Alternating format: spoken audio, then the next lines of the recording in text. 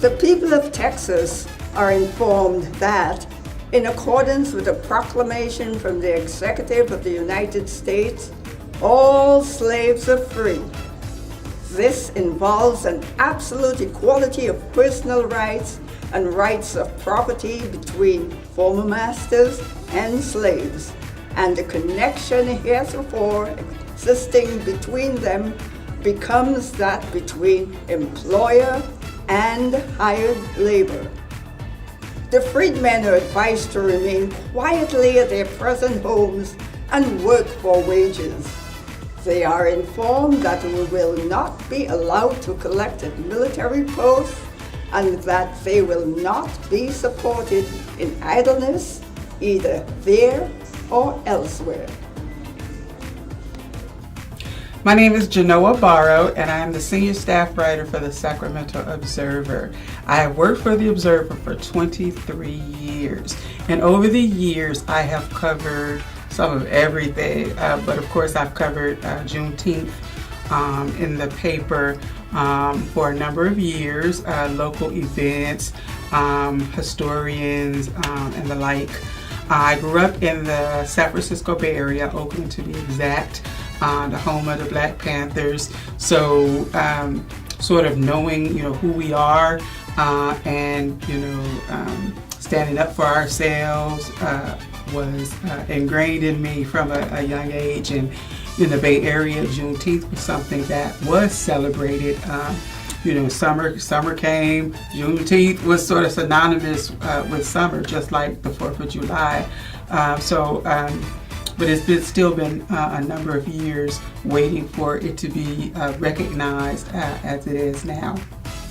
Freedom to me means being secure, feeling safe in anywhere you are, whatever you do. Right now, we are so tentative. We're scared to step out of our door. My friends are scared to go to the grocery store. That's not freedom when you can't even go to a festival without worrying about getting shot. Or driving down south, you cannot feel safe and secure because the po-po can roll up on you and make you disappear like that. I got stopped by the cops in Maryland one time, and as soon as I saw that light, my heart started boom, boom, boom, boom, boom.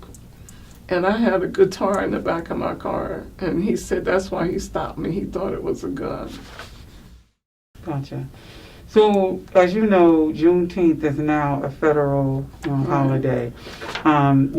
What impact do you think that will have, and do you think that will bring about broader, understanding of the holiday, Juneteenth, and of, things that Black folks are going through?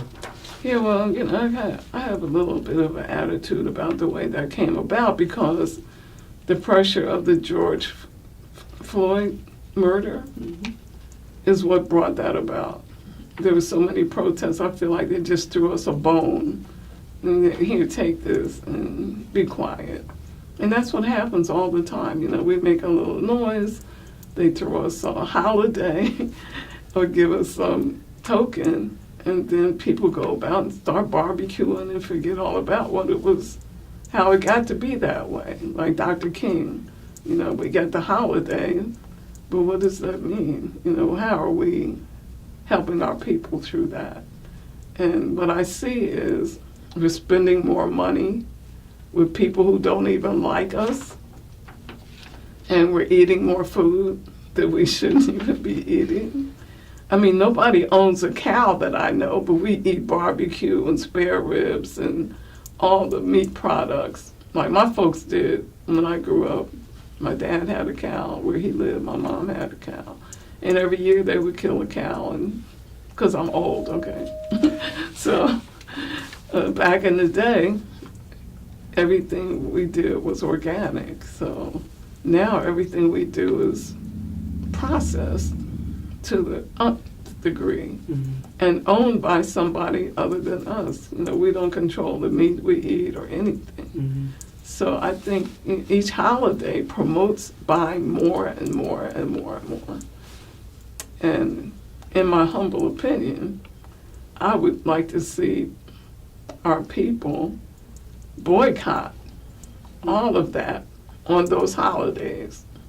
Just don't buy nothing. Okay, so you boycott the products, Yeah. not Juneteenth. Not Juneteenth. They could do anything to celebrate the holiday and raise awareness, etc. But in terms of buying, promoting, making them rich off our holiday, it's to me it's counterproductive. It's capitalism at its highest, and that's what all these holidays are. That's why we don't participate in them.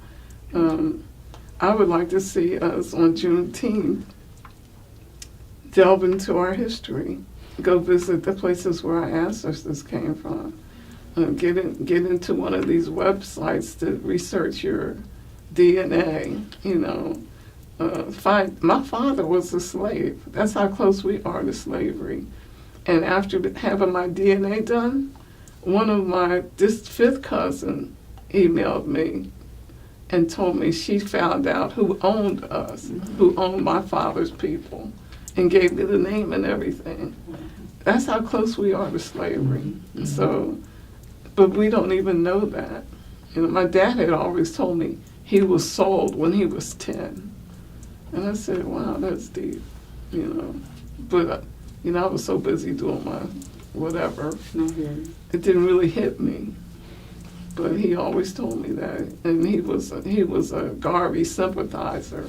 Okay. So he didn't celebrate any of those holidays. And he taught us to have, not to put too much stock in them.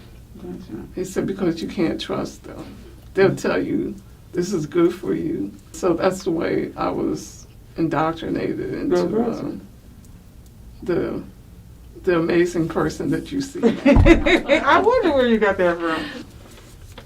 I think we should have a moratorium on holidays. It's too much playing. People are playing while they're killing us in the streets.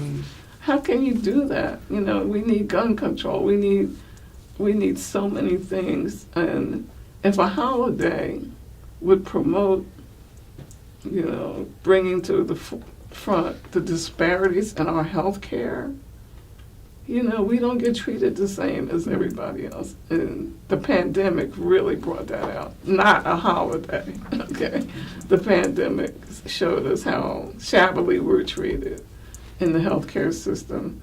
If it would bring food to our food deserts where the people don't have produce, if, there's so many disparities that we could highlight during holiday. I would like to see people do a silent protest with reparations now on their chests with signs and stuff, because they owe us. Everybody knows they owe us for what they did to our people. They took our language, they took our culture, they made us hate ourselves. They made us we're mental cases. We need therapy.